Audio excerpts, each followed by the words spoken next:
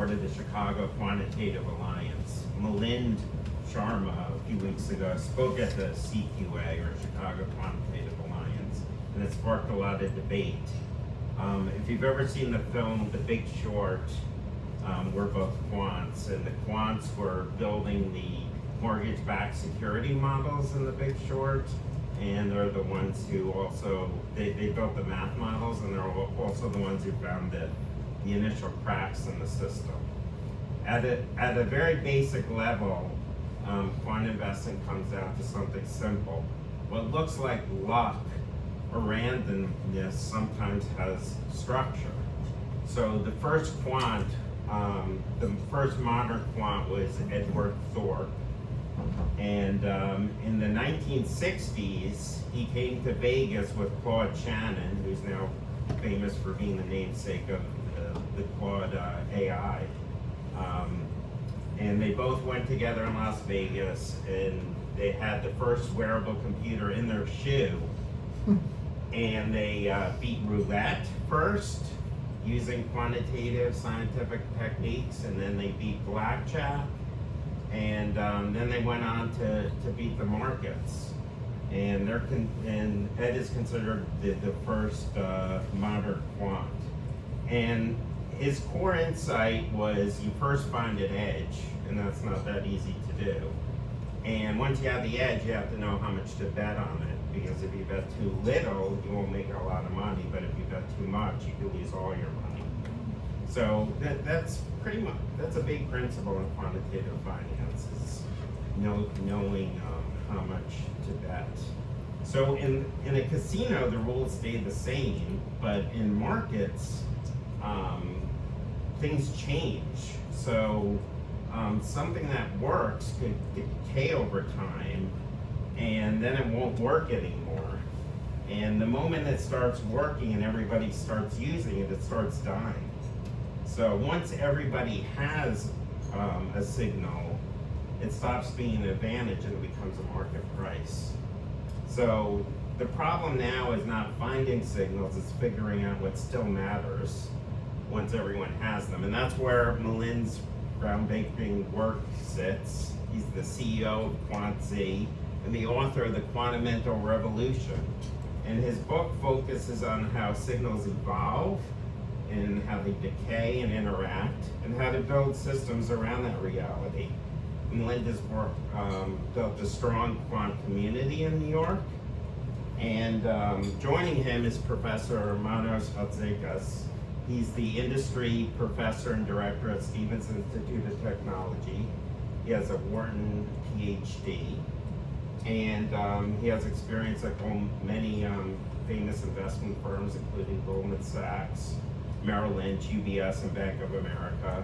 And he also played the key role in Greece's sovereign debt restructuring, cutting over 100 billion euros of debt. So here's the question: if everybody can find patterns, what actually remains an edge? So please welcome Milind and Manos.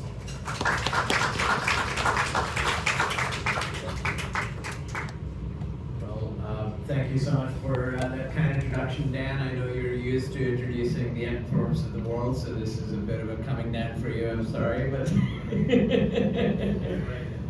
nice of you to indulge us nonetheless. And I'm really honored to have Professor Hatzakis here with me tonight, a former colleague from Merrill. Why don't you lead us into this little journey, Manos, and then I'll jump in.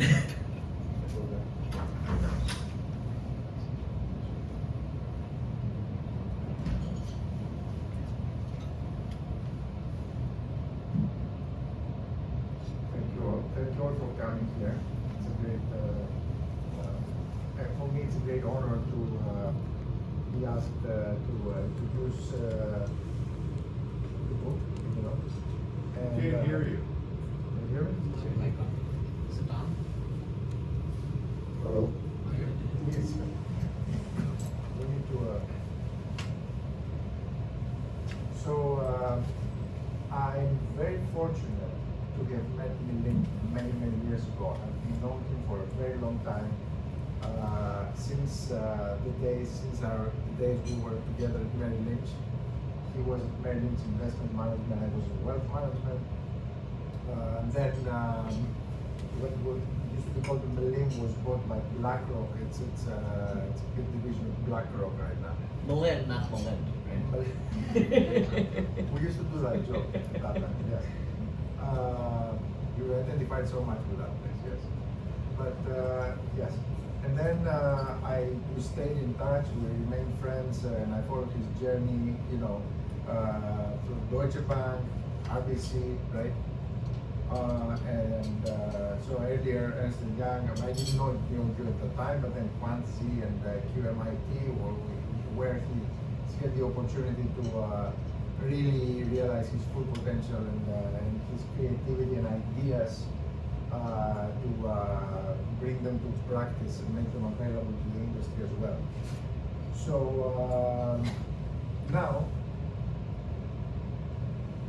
about 6 months ago, or about that time, I get an email from Milind about his book, and you know, it took me maybe a few days to read because my inbox is out of control. But then when I saw what it is, I said, "Oh, let me review the book," and I did review the book, and I gave him some comments, and that's why I think I'm in this podium today, because I'm kind of familiar with the book, not as much as he is. But the book is about Milind's passion and what's becoming more and more the practice in investment management. You know, investment management, if you take about 2 decades ago, or 3 decades ago, if you talk to people about quantitative methods, quantitative analysis, they would not understand what you're talking about. And now, I think it's been embraced, and Milind is putting everything together, the evolution of this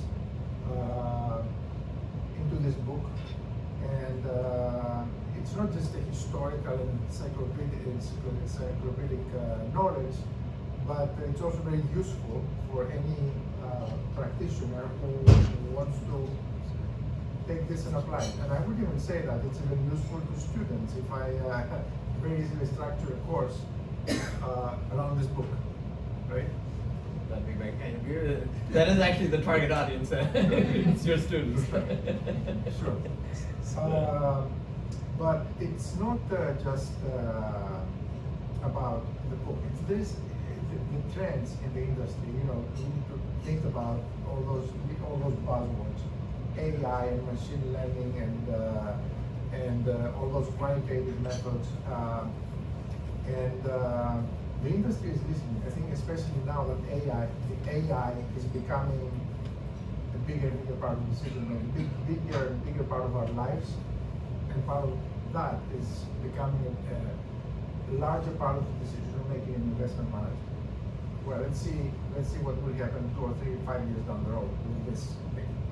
But one thing that I'd like to also mention is it couldn't be a better time for this book to come out.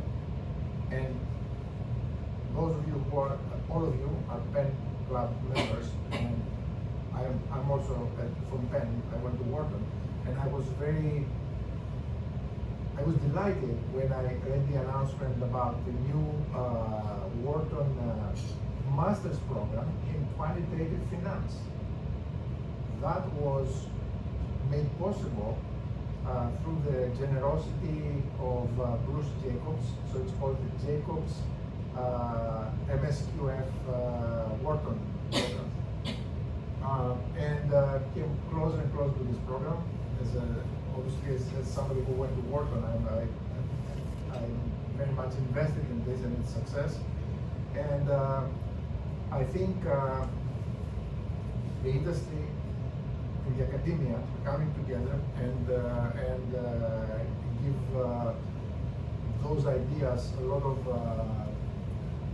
of attention and use, which I think the state of the industry today and let's say 2030 I'm very curious to see what it's going to be like, and I think some of the contents of the book, what Milind is writing in there, could be a key factor in the development of the industry. So that said, I would like to let Milind take the baton, right? Yeah, let me, why don't I jump in with a little bit of a roadmap of the table of contents and what the various chapters deal with. Hopefully we can get some of your insightful critiques. Since you've actually reviewed the book, you can be a bit of an independent critic of the book. We don't want it to be too easy, you know. All right, and then of course we'd love to get the audience questions and participation in on this matter. You guys feel free to jump in as we go along if you wish. I know there's a lot of Wharton, Columbia type of folks in here. Let's see if I can figure out how to plug this in. So let's get started. As you know, this book is about quantum factor investing. There's a little bit of AI in the front and back. We'll get into that. So, you know, as Dan was mentioning, the AI part of my talk is what actually caused a bit of a stir in Vegas. So that's getting a lot more traction. I'll cover a little bit of that. The reason that I wrote this book is because of the quant students. We've got a few of them in the audience here. So before I get started, I should actually mention that the book would not have been finished without one of our students here, Matvey Lukianov. You're standing good. Everybody should see you. Matvey spent a lot of long nights copy editing and doing all the the sort of drudgery that's involved in going from idea to completion, right? So it takes a long time to do all that stuff. Thank you, Matvey, and also Lorena Rodriguez. She's been a fine contributor to the causal critique. We'll talk a little bit about chapter 12. But let me just start at the beginning. So the first chapter is actually about, as you can see, there's a bunch of different topics being covered here, all the type of stuff that people tend to do on the buy side, whether it's style analysis or sector rotation or regime dependence, et cetera, et cetera.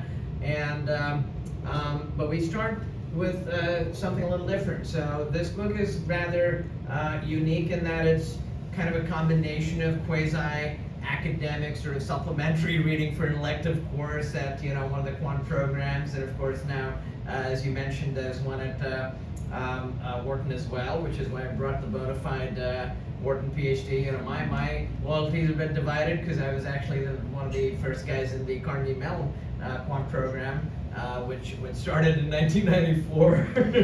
Almost that was 32 years ago, and I was there, the first student in one of those. Actually, my colleague who just walked in was also in the Carnegie Mellon program. Good to see you. Great program, by the way. I'm from somebody from Wharton, I can say that. Thank you, sir. So I reminisce a little bit about what got us here. So the first chapter is actually written in the style of Michael Lewis, and then the rest of the book is more an academic sort of flavor of the factor literature, a little more rigorous. So in chapter 2, for instance, we do a survey of the factor zoo, etc. But then what I do here is I start with, how did we get here? What is going on? Because typically what I've found in my extracurricular activities, which is I run a quant society, Prof, and we'll do some follow-up events relating to the book and AI and all of these topics through Quafa. In fact, if anyone's interested, talk to me afterwards, or Lorena. We've got a great AI debate coming up on June 3rd. It's going to be an Oxford Union style debate, a bunch of Oxonians and Carnegie Mellon folks involved. As I mentioned, chapter 1 is anecdotal. The reason that the students love it is because they learn so many of these tools, right? So they're being bombarded with all this information. They're pulling all-nighters, coding in all these languages, and they don't really have a sense of the big picture. Why are we doing this? What is it all about? How am I going to get the job? What does the job even involve? Because a lot of the students are coming straight out of undergrad. They're all bright-eyed and bushy-tailed, but they don't really understand the big picture, and neither did I, by the way. So, we start with a little anecdote about when I was interviewing at BlackRock in 93, 94, and You know, the guy who actually interviewed me, now he has an institute named after him at MIT, so that's the power of compounding. But at the time, BlackRock had maybe, I'd say, 30 or 35 employees, and you know, I of course was planning to go to I had the PhD fellowship, so I wasn't serious about interviewing, but it was a way to understand, you know, what might be a potential hedge. Right, so back in the 90s, when it was the dead of AI winter doing expert systems, you know, you didn't have the brightest future. So the hedge ultimately came in use, and I talk a little bit about that because, of course, this is written very much from a personal angle. But I've tried to trace the evolution, the quantamental arc, as it were, over the last 3 decades. Right, so that's kind of what I try to do, is to take stock of what happened over the last 30 years. There's some trading anecdotes along the way about. You know, some of the things that happened at Bankers Trust and Merrill Lynch and the Volcker Rule, and a lot of people ask me about the ugly Americans. That's actually some people I worked with at RBC who were the star traders at Kidder. Anybody remember Kidder? Joseph Jett. Well, those were a bunch of Princeton guys who landed up in Tokyo, the Tokyo-Osaka arbitrage. That was a big trade way back. Probably many people here are too young to remember any of that, or even what Kidder Peabody was, but read the book. There's some you know, interesting stories in there. And then there's other things about, you know, the big liquidation trade of 2007, the quant quake, the whole sort of industry focus on sharpening Sharpe ratios and risk-adjusted performance metrics. We've got a gentleman here from one of the big fund of funds. He can tell you more about that. I mean, manias, panics, and crashes. I have to throw in a little story about the Penn Club. Actually, this story is about the book, the very famous book by Charles Kindberger, and you know, representing an update to that. And guess who was in the audience? Howard Marks. So that's actually what that section's about, is really Howard Marks. Anyway, I'm going to talk a little bit about logicism to LLMs and man versus machine. That's sort of the AI theme, and then of course there's a little bit about QAFA and the quant events that I run. That's my other little pro bono activity on the side, along with some of the teaching I do. So since the book is about factor investing, I'm sure all of you have heard of Fama-French, right? That's kind of entered the vernacular, so everybody knows Fama-French, size and style, value growth. I mean, when we were growing up on us, most people didn't, and you could beat the index by 15% just knowing value and growth. Right. That's no longer possible, right? Even now we have 600 factors, and it's still it's a lot harder to do that. But one of the big sort of legends of the field after Fama and French came Carhart. We had Carhart speak for us down at the Carnegie Mellon classroom downtown at the MSCF campus, and we're going to regroup there for the great AI debate in a few weeks if you'd care to join us. And of course, along the way, we've had many luminaries like, you know, Nassim Taleb, Emmanuel Derman, our dear departed friend, the great Professor Peter Carr. This was at the Francis Tavern. We used to do a lot of events over there. So anyway, let me get on with the central claim of the book. What is this book really about? So the key sort of claim is that, you know, if you think about it, at least in a linear sense, and sort of eschewing some of the technicalities of options and replications and nonlinear profiles a bit, if you had a spanning set of vectors in the sense of linear algebra, well, you can span the space, right? That's what it means to have a spanning set of vectors. And so by the same token, if you have a spanning set of smart betas, you can express any view. That's the claim. And it turns out that basically, you know, I'm doing this only for equities, but the same logic applies to fixed income and everything else. Once you've got a bunch of these smart betas that thematically express the sort of factor view in each of these buckets, then, you know, logically, one should be able to express any view, right? So think about it. I mean, 30 years ago when I started the industry, the portfolio managers were kind of black boxes, right? Their heads were, their mind and what they were doing was a bit of a black box because nobody really understood what they were doing. And it turned out that actually all they were doing was very simple stuff, like what's on the left side of the page. So when the PM said, oh, I buy hyper growth stocks, or I bet on internet names and whatever, and you know, Well, they're doing some combination of, val mo or growth mo or qual mo or GARP, growth at reasonable price, or QGARP, which is quality plus GARP, or, so you can, when you think about it systematically and scientifically, you can just boil it down to these simple ideas. It really isn't that rocket sciencey, right? I mean, you got a bunch of these smart betas, and of course there's a little bit of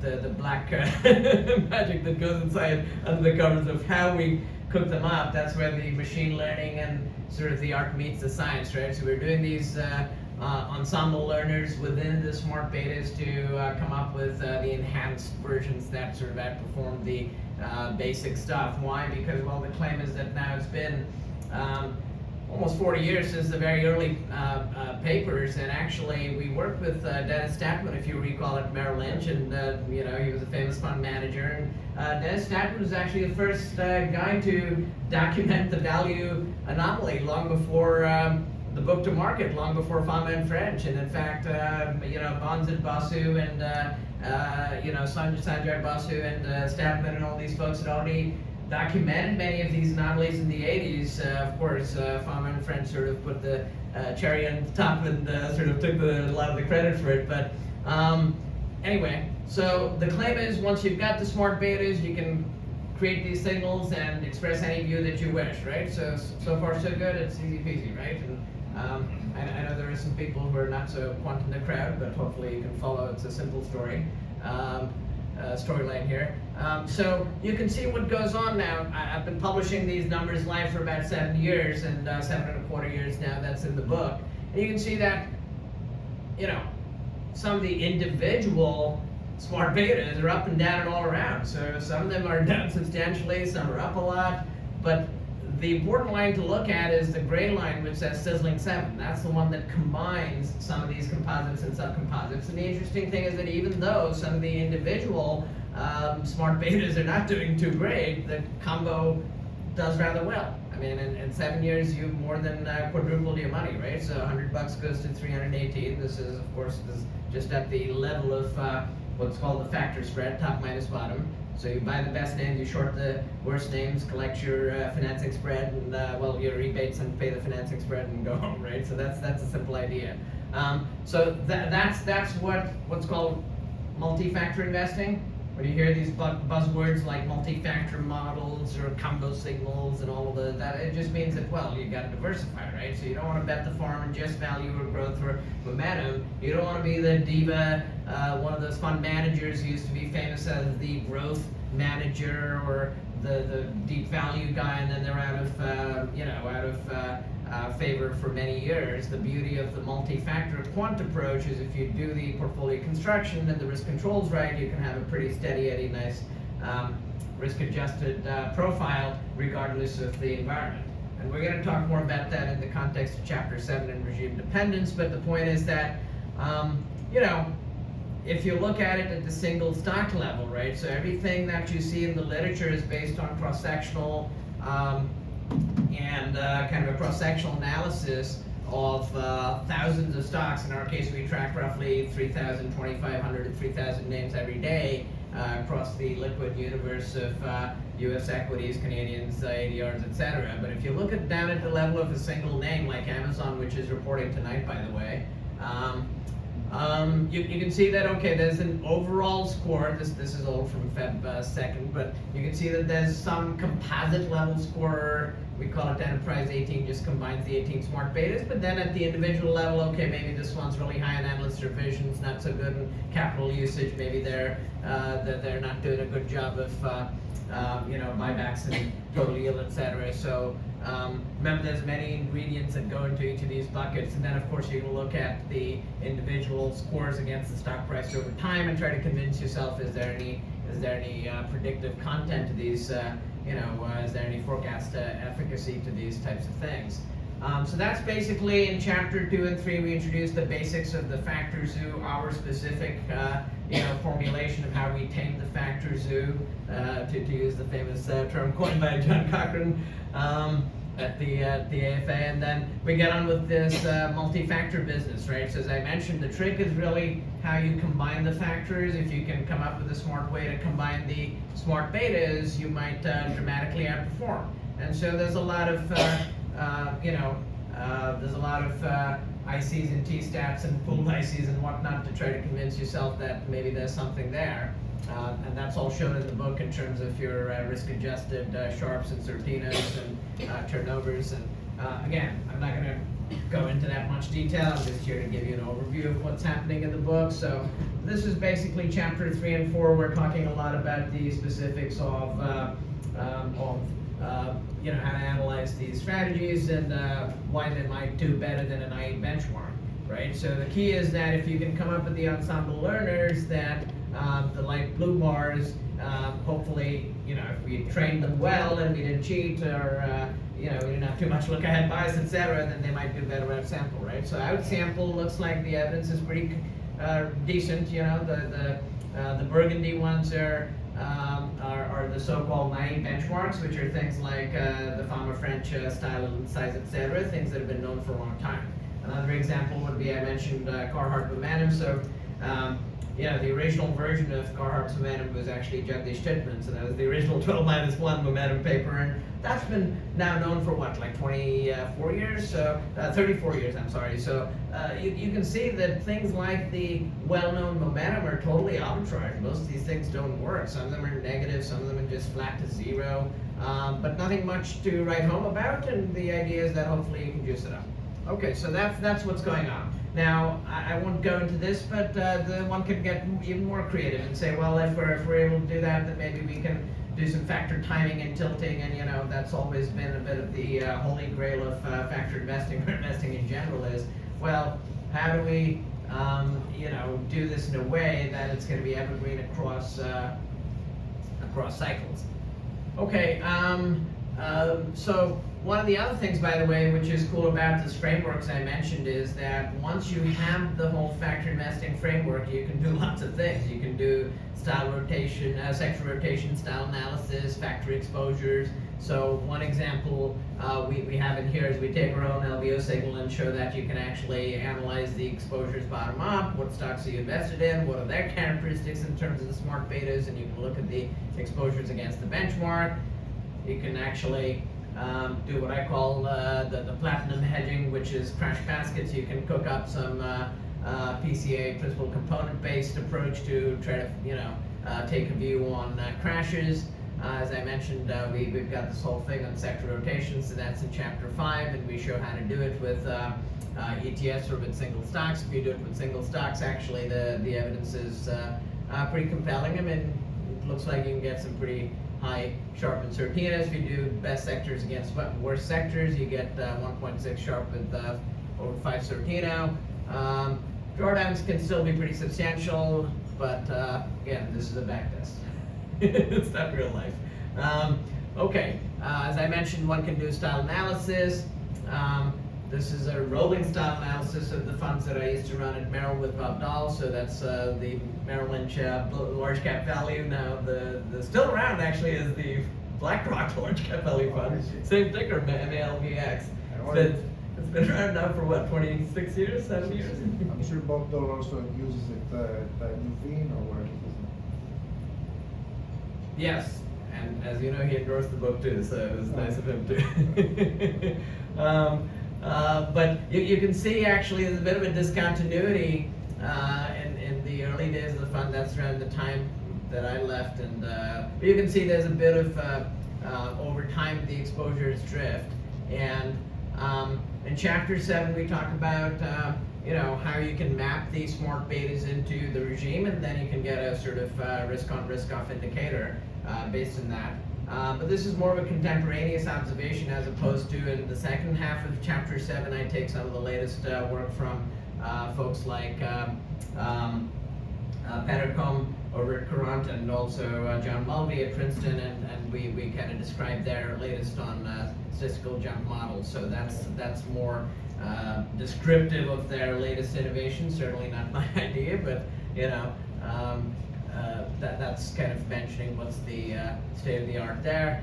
Chapter 8, we talk about factor momentum. This is also an extension of something that John Mulvey did at Princeton, and many others have, of course, talked about factor momentum over the years. We decided to revisit that notion, but with our smart betas and extend the results a little bit. So there's some innovations here in terms of what's called TS-MOM and XS-MOM, so time series-based momentum of, so now you're looking at the momentum of the factors themselves. That's what's going on. Again, in the context of this talk, we won't have the time to get into that much detail, so let me just keep charging along. The culmination of this entire thought process is what I call the hedge fund in a box. And so basically, when you put all of this ideation together, you can say, all right, well, what's now stopping me from launching, a hedge fund? So this is your kind of do-it-yourself hedge fund. It's actually not that unrealistic, because this is a live product that's published, in fact, by the Toronto Stock Exchange. So the TMX publishes this every day, and what I've been showing over the last 7.25 years, this is a comparison of my market-neutral strategy based on these combo signals and smart betas run against Vanguard, AQR, JP Morgan, etc. You can see the other 3 lines down below, and I mean we've done it's not been too shabby at all. You can look at the numbers for yourself. 21 gross against 9, 5, and 5-ish or thereabouts. So kind of a triple-digit cum difference over the years. Of course, the index, bear in mind, does not have all the fees in it. It has T-cost estimates, but it doesn't have real-world frictions of fees, which will shave off a couple percentage points annualized. So that's the story there. Chapter 10, 11 deal with my leverage buyout strategy, which I've been dabbling in since the Deutsche Bank days, and we've kind of taken it to the next level with NLP, and we had a paper in 2019 using one of the vendors you can see over there to pick up some of the chatter on buyouts. We more recently revisited that idea with transformers, which are clearly more advanced and superior models. And now let me finally get to chapter 13 and a little mention of the AI theme, which starts prior to that. So now I'm kind of veering off in a totally different direction, going from quantamental and factor investing to the new world, right? Because arguably you might say, well, in the world of AI, what does this even matter? I mean, your domain expertise is not going to be terribly relevant soon, because the AI is going to figure it all out, and so there's a whole other talk that I'm not going to get into too much right now, because you can just join us on the 3rd of June if you wish, and I'm going to talk about that whole sort of what I call the seismic supersonic tsunami of disintermediation. But very high level, there's huge implications for society in terms of what's coming down the pike, in terms of the agon between capital and labor. Does capitalism need to be reinvented? Do we need some kind of socialistic transfer of distribution of wealth in order to deal with the acceleration of the Gini coefficient as the Lorenz curve flattens out? How do we deal with the P-doom? How do we handle all of this stuff? There's some thoughts that are very specific to finance. How do you automate, kind of the agentic workflows and specific to finance itself? But there's much bigger picture sort of ruminations and implications for society as a whole. I mean, on the one hand, you can cure cancer and solve all of math and physics and do all of these wonderful things, which I'm claiming are coming very soon, maybe within 3 to 5 years, depending on your definition of solved. But I think this is very possible now and very imminent, but it's also very possible that you have all these dystopian things coming out with deepfakes and hacking and cyber fraud, and the threats to democracy, and given the policy paralysis, it's very possible that things may turn ugly before they get we get to the promised sort of utopian age of abundance. So I'll pretty much wrap up my thoughts there, but the important thing to recognize is that things are coming to a head very soon, And Dan, when we were talking about this in Vegas, was like, I think that was like the day before Sam Altman's house got firebombed. So with the multiple assassination attempts and firebombings, I think people are now waking up to this reality that okay, that something's going on. But don't be surprised if there's a lot of social unrest. I mean, if you end up with 30-50% unemployment, that wouldn't be surprising, right? Anyway, I'm gonna leave it there and hand it off to Professor Hatzakis. Now we're way off course from factor investing to AI, but that was chapter 13. So Chapter please. 13, yes. Well, we can have a very extensive conversation about some of the things we discussed.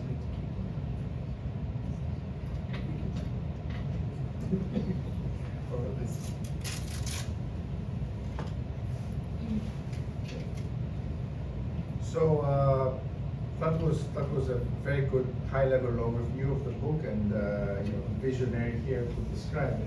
I reviewed the book, and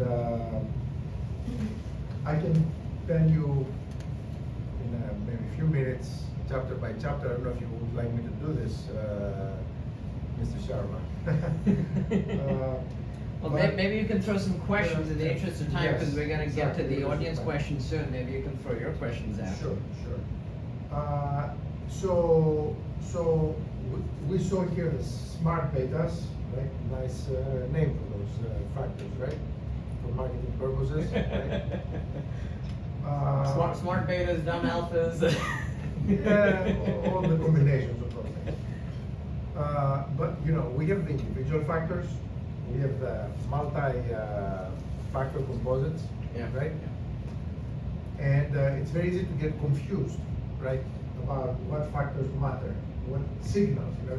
So if you ask my students or students of the Wharton MSPF program, which is not starting it by the way, but when it starts, everybody will want to find signals, right? They can trade on, right?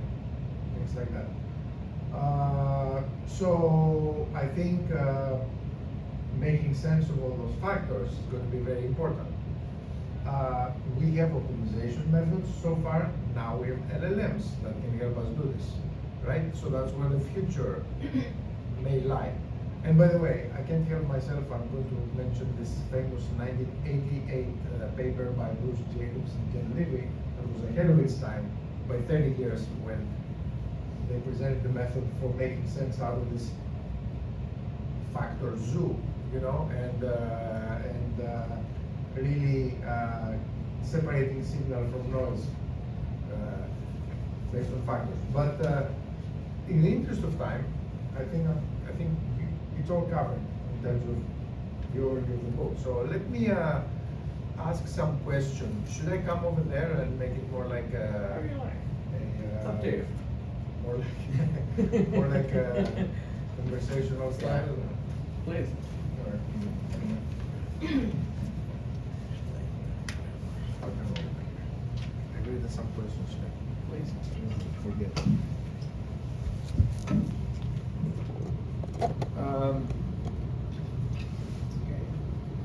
Have you really answered this question about why now? Why this book and why this book coming from you? I understand, that's your passion. But why now?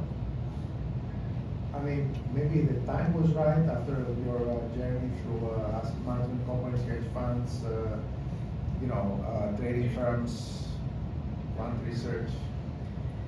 Well, that's a great point, Manos. So after 30 years of raving and ranting about quant, I thought it was time to take stock and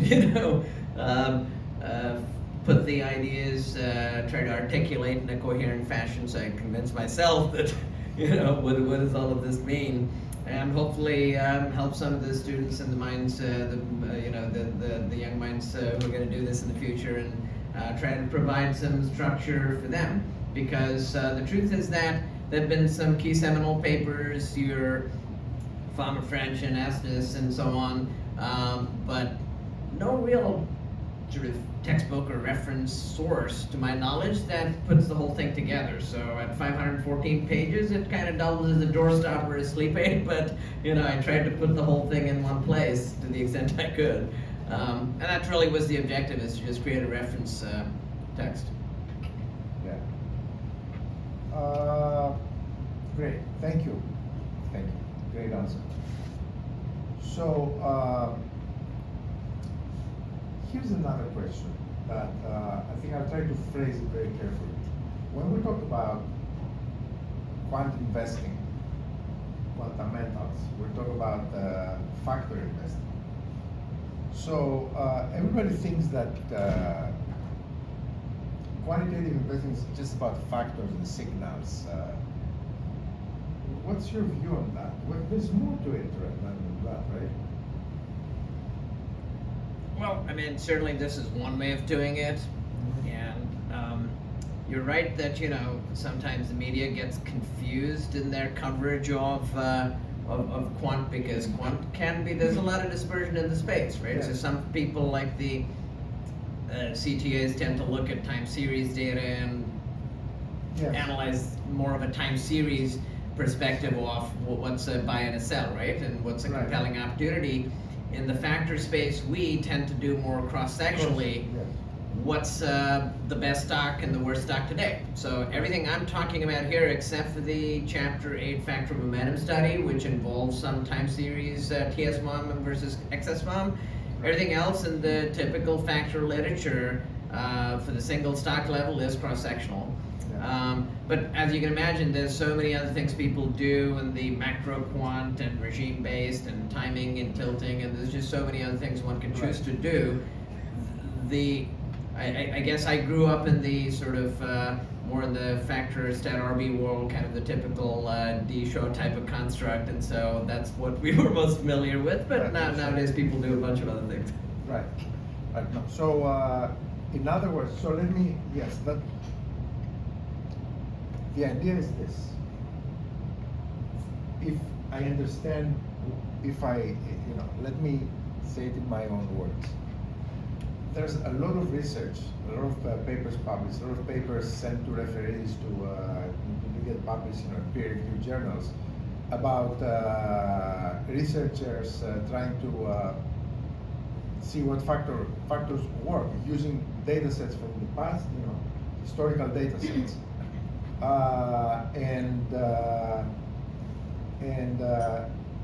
From that to actually making money, portfolio management using factors, there is a big difference, right?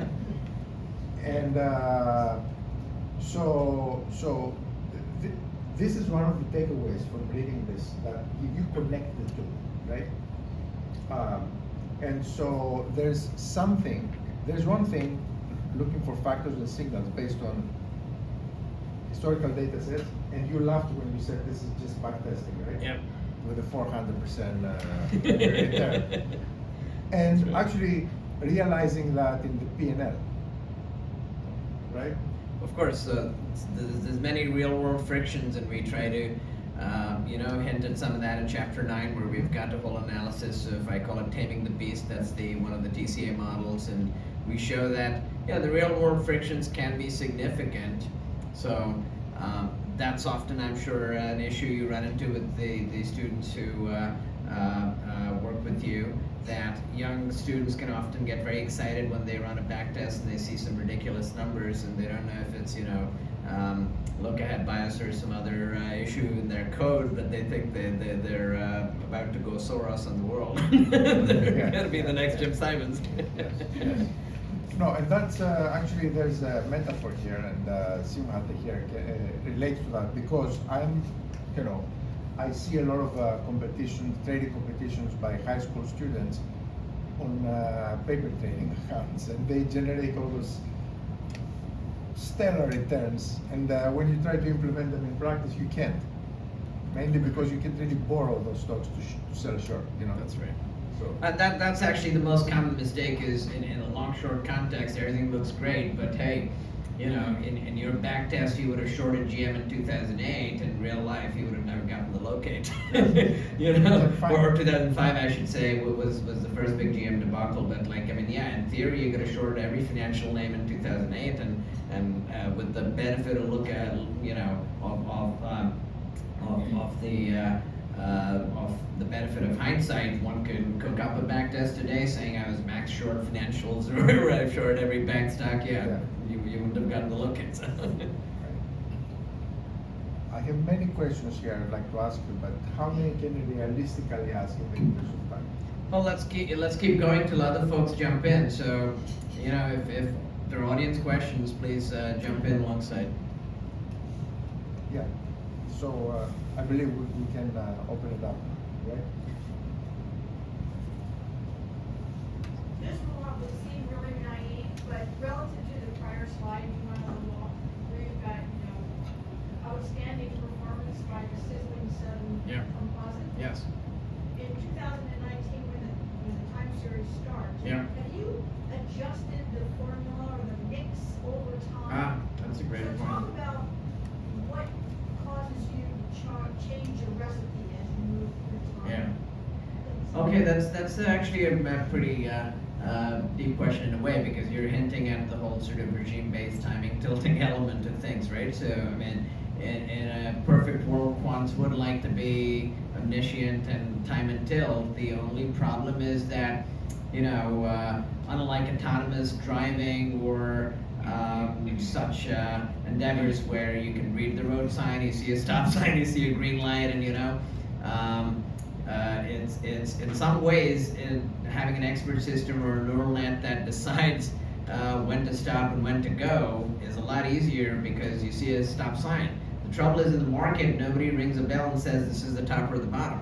So you have to guess probabilistically which regime you're in. You don't actually know for sure, right? Are we in a bull market? It could be a cyclical bull and in a secular bear. We don't know. So that's the biggest challenge in being too cute about timing and being too dynamic with the underlying signals. So in this representation, what we're showing, and by the way, this is actually live data which we publish every day, so there's no look ahead bias or no way to cheat because it's actually live that goes on the index. They publish it independently, and the performance of the actual products is based on that signal. As you can see, some of the components didn't do too well. In fact, even the combo signal didn't do terribly well in 2019 and 20. It was just going sideways, treading water. But at that time, value was having an enormous drawdown. So value was in a more than 50% funk as a result. Many of our key competitors in the space that I've shown the pure chart were actually experiencing market neutral drawdowns in excess of 50%, which is quite unusual for a market neutral fund to be down that much, but that's actually what happened in the quant space. So 2019-20 were very challenging years, and then you can see once the Cathie Wood sort of bubble starts to implode in Feb of 21, you can see the chart goes ballistic. But to get back to your point, there isn't an active timing sort of going on in here. Okay, I mean, you can choose to time as long as you don't cheat, right? So you can't just go back and revise it to make it look pretty. As long as you're making those decisions live and you choose to time, that's fine.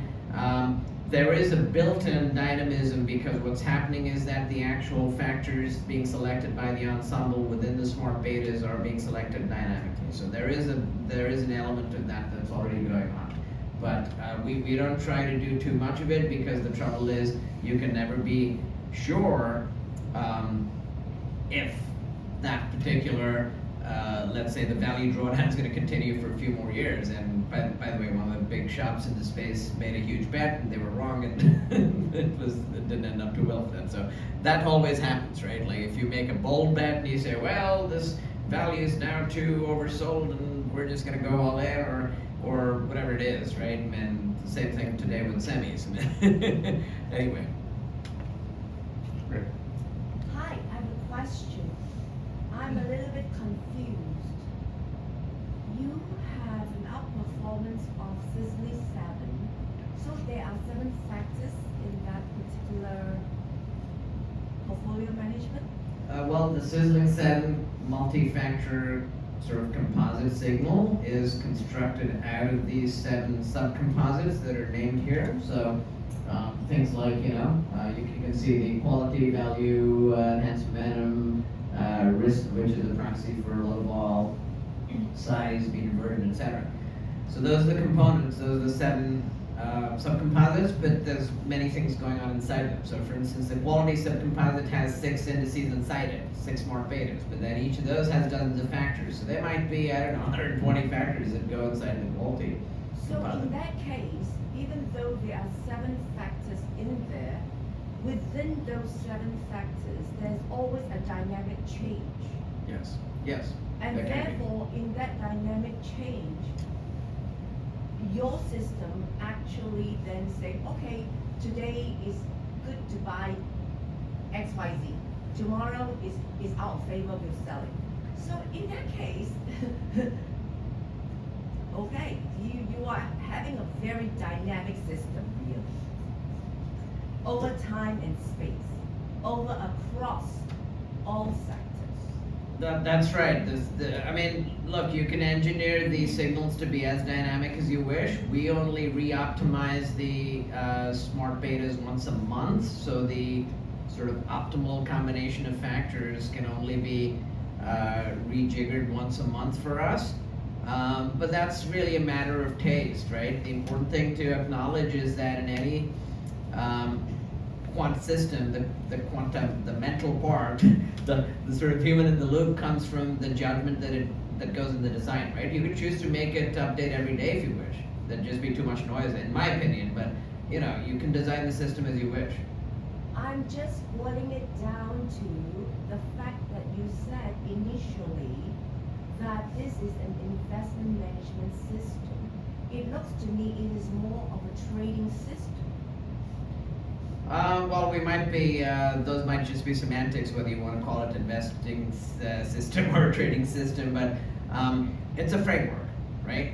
Everything I'm saying here, you can choose to do it on a monthly, quarterly, annual basis. So when the first factor investing studies came out, they were done on I think the Fama-French papers had a 6-month lag on end of year values. Why? Because at the time it was difficult for them. They were doing a lot of things manually. People used to use the CRISP database and Wall Street Journal and highlight things by hand. So, and if you go all the way back to Cowles Commission, they had no computers. There was not even an Excel sheet. So people used to do things in a very low frequency, partly because they had no choice. But now you can choose to do things more frequently if you wish. Obviously, factor investing is not meant to be intraday or high frequency, not by any stretch. But we're still talking, you can do it in days or weeks if you want. Some quants run it on a monthly, quarterly reval. There's just different ways of expressing views, but you'd have to design the system with that in mind. What is your rebalancing frequency? What's your horizon? Do you want to monetize the alphas on a quarterly basis, on a monthly basis? Are you only predicting out to the next 3 days or a week?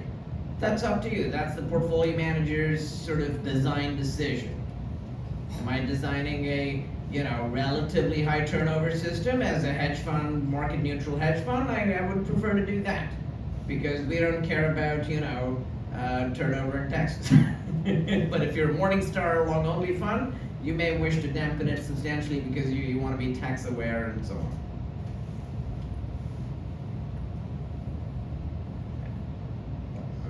Other questions or models? So I would like to, change gears a little bit because you are really devoting a lot of space to LBOs, risk arbitrage, and I'll be sending later today. But would you like to expand more on this part of the contents of this book? Sure. So actually, it's sort of the reason it's there is because part of the claim was that you can systematize everything, and what would be more orthogonal than private equity? So the LBO chapter is really about creating a liquid proxy for private equity, because our claim is that if you go out and look at the history of go back to Barbarians at the Gate and KKR and these type of leverage buyout funds that historically did those type of deals like RJR and Nabisco, right? I mean, and you try to sort of model that. Well, it turns out that one can replicate the return stream using public equities. So that's what the LBO model is about. We had this recognition pretty early in the early 2000s when I was doing this at Deutsche Bank, and then I've run the strategy in different formats over the years. But that was a simple idea that if you can speculate on, if you can kind of reverse engineer from a quant perspective, what factors it would take to emulate the profile of private equity, then you can do it with public funds, and there's no lockups, there's none of that stuff, right? So the issues that are coming up in PE land today. And there's also no smoke and mirrors because, you know, as some academics have pointed out, there's a lot of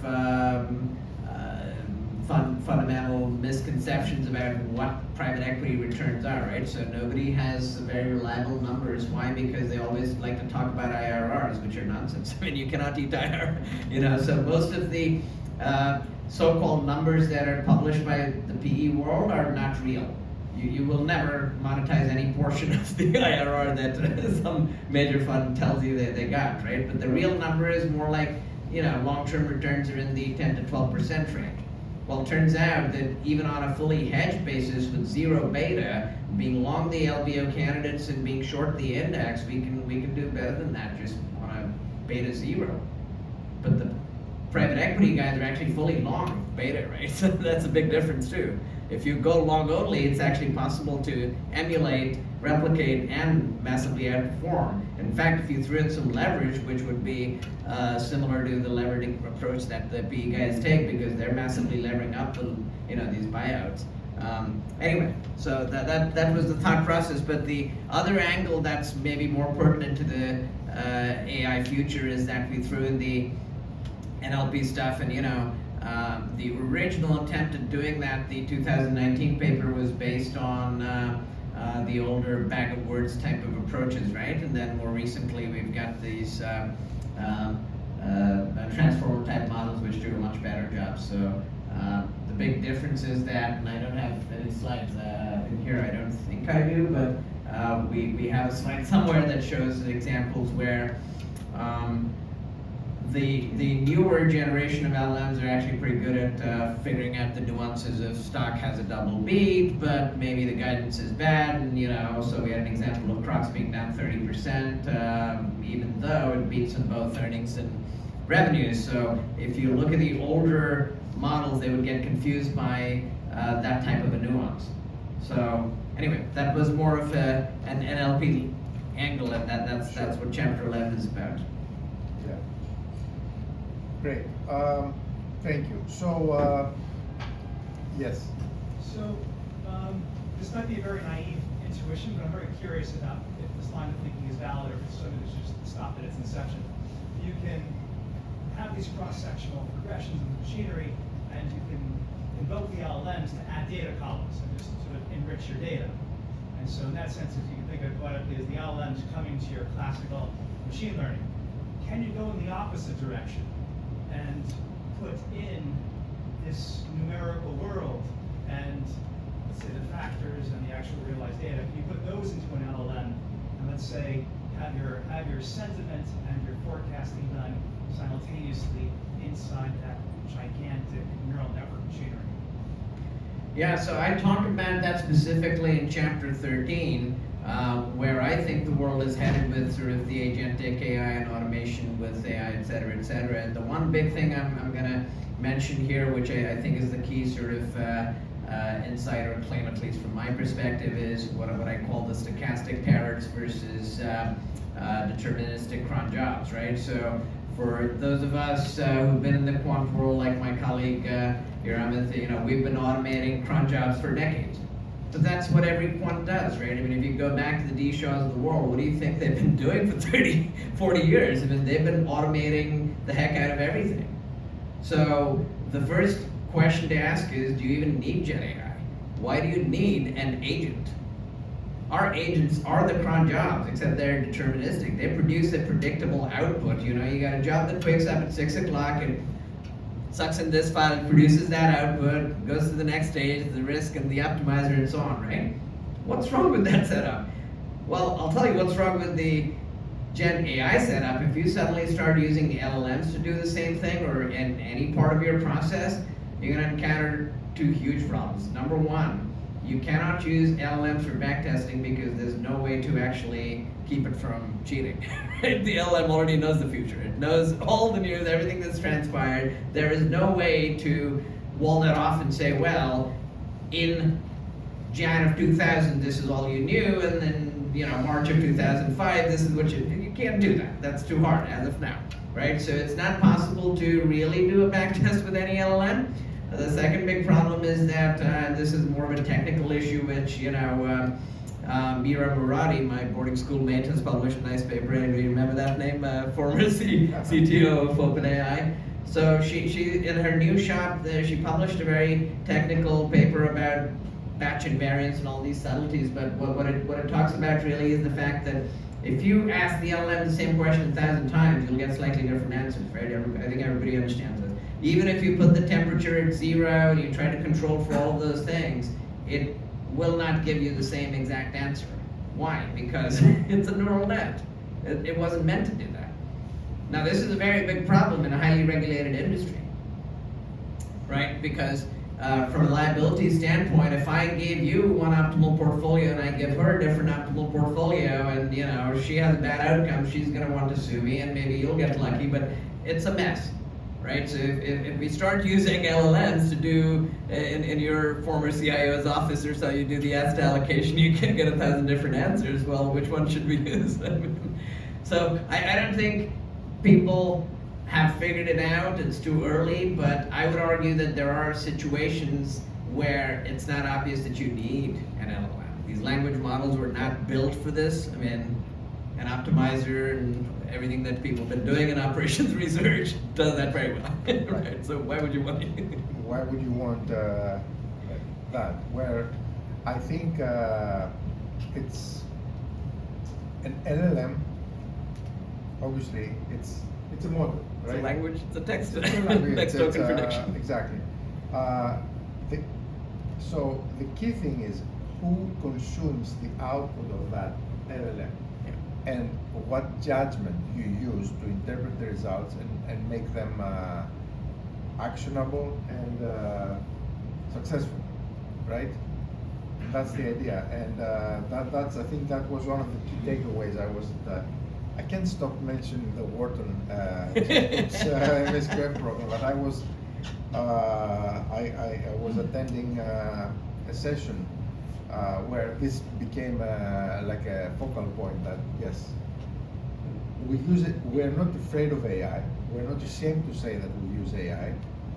But the key thing then becomes, how do we use AI? Right? Who's going to come on top? The ones who know how to use AI better than others, right? And a big part of this is the judgment piece. You get a lot of output from the AI, so use your judgment as to what you use and what you discard, right? And what you modify, right? So your question is actually very deep, and let me mention one more thing in this context, because there's so much confusion about, what are the implications of AI, and on the one hand I was talking about all these huge societal ramifications, but on the other hand, let me point out that at least in the factor investing world, and pretty much anything that Charlie Munger or Buffett would have done, right? The truth is, in the low to mid frequency world, you will never have enough data to use a neural net. You're going to need millions of years of daily, monthly closes to do anything halfway useful, right? So common sense would dictate that anyone, and this is usually whenever you have some young quant guys sort of falling out of bed with their little project they just pulled an all-nighter on one of your students or mine. This is the typical temptation that they're all sort of very energetic and enthusiastic, and they want to conquer the world with these new tools, but they don't really have the perspective to understand that if you don't have enough data, the neural nets are useless. right? So you can do it for high frequency, for tick-based, where you have enough data, but even there you can argue, well, but is it before this regime and that regime, or is it relevant from, you know, like the rules change and the market microstructure might have changed. So if you don't have enough data, it's pretty pointless and silly to try to use Gen AI for factor investing, right? Because you just don't. I mean, even the longest databases like Compustat go to 1988, and that's only in the US. In most countries, you'd be lucky to have any fraction of that data set. So. Yeah. Yeah, thanks for having us. I guess more of like a high level one. So, you know, well-resourced firms have like generally, you know, had edge in the past, right? So, old world factor investing, you know, you publish the factor, you know, gets harmed away over time. Maybe new world factor investing, the best shops have these compute clusters that maybe help pick up signal better than other people. You know, how do you see this progressing? Is this really any different? And like, you know, what happens to like alpha decay and scale in that world? Okay, great question coming from an allocator who studies the cross-section of hedge funds and other managers. So look, I mean, that's a great point, but you know, I suspect that people have been having that debate for a long time and will continue to do so, because maybe the cyclicality of alphas and signals, the life cycle may shorten, because if the cycle of discovery and innovation accelerates because of technology, it's very conceivable that these things will get armed away faster, and maybe that's what you're hinting at, right? The sort of post-publication effect, if you will. But on the other hand, you know, what makes finance really fascinating and hard to automate is the human element. So if it wasn't for the behavioral component and the fact that humans are messing it up all the time, it would be more predictable. But back to my example of, you know, in the 90s when we were doing autonomous driving at Carnegie Mellon, well, if you remember all the DARPA challenges and stuff, I mean, it's a lot easier to drive the car even in a desert without road signs, but you still have GPS. Right? You have satellite signals, you have GPS, you know where you are, the coordinate map of the Earth, but it's a lot different than in the markets. You don't know if the regime has changed, right? That's the biggest problem. So to your point, like, you don't even know if the signal's gotten armed away, right? How would you prove that real time? It's almost impossible to prove if the thing is out of favor or if it's dead, right? So that's the biggest challenge, and I showed you an example of value being out of favor, and a lot of managers were, oh my God, it's all over, and then of course it came screaming back. So there's a little bit of that, but I think we have one more question from yes. So, private equity is one way on solution on framework is applied to the illiquid market. What do you think is the next? Is it we didn't catch. So what is the next to what, sorry? It's like private equity is one way on frameworks applied Yeah. in illiquid markets. What do you think is the next segment in the market, some markets, whatever? Oh, another application of quant to liquid markets? Is that? As far as I heard, they were doing something in these bonds, right? Yeah. Well, we're not directly, I mean, we're proxying the return stream via public market. So it's easy to do it as a public proxy for illiquid stuff. But to your point, there's lots of other quant techniques being applied to private markets as well. The only problem is most of them are based on wishful thinking, because if you don't have the data, you don't have the data. It's sort of like extreme value theory and modeling fat tails, right? If you just don't observe enough instances, good luck. You can make any distributional assumption and write lots of papers. Anyway, in the interest of time, we have to, I guess, wrap up so people have time to get another drink and hopefully hang out for a little bit longer and mingle. So we'll continue to answer your questions. And if you find it interesting, you know, the book is on Amazon, Barnes & Noble, etc. As I mentioned, I'm going to be doing more of these events through my Quant Society, Quaff and News. So we're going to be down at Carnegie Mellon June 3rd, and then again on, I think, July 8th with the Oxford Style Debate. So if you like what you heard, click on the book, write a review, come to the event, grab a drink, and let's talk some more.